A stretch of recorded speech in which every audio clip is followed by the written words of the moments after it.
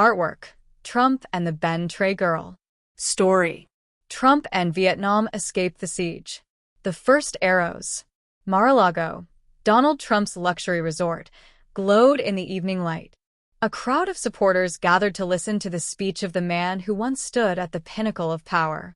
While Trump stood on the podium, a bullet whizzed past his ear.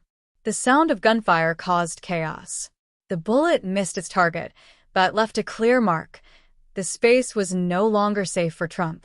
This incident was similar to the way Pol Pot suddenly attacked Vietnam in the southwest.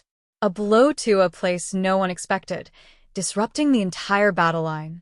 But just as Vietnam rose up after that surprise, Trump did not falter. The siege citadel.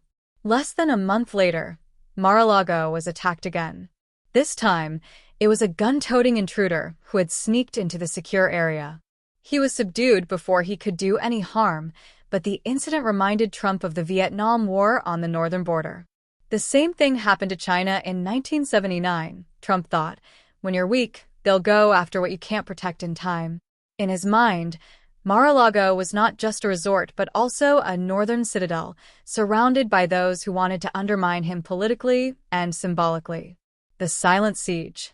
Trump was not only attacked physically but also faced another war: financial and legal sanctions. Banks cut ties, contracts were canceled, and lawsuits rained down on his businesses like a barrage of bombardment. Like Vietnam after the war, he was surrounded by powerful forces, not allowing him a chance to recover. The difficult days reminded him of a story he had read about Vietnam in the 1980s. People were starving, the country was embargoed, but still persistently rebuilt from the ashes. Counterattack. Trump decided to learn from Vietnam's lesson: self-reliance. He gathered a loyal team, did not rely on the mainstream media system, but created his own media platform to connect with supporters. He invested in areas that his opponents could not easily manipulate, from agriculture to self-sufficient technology. Trump realized that, just as Vietnam took advantage of new relationships with the Soviet Union and non-aligned countries, he also needed to seek new allies. New highs.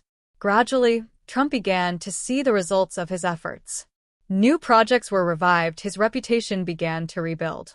Just as Vietnam eventually overcame the embargo and became a respected nation, Trump promised himself that he would continue writing his story, despite all efforts to erase it from hostile forces.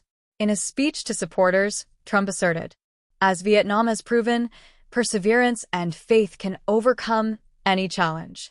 We can too." Enduring faith. The story ends with an image of Trump standing on the podium, with his eyes shining and a small scar on his ear, the mark of a war that was silent but no less fierce.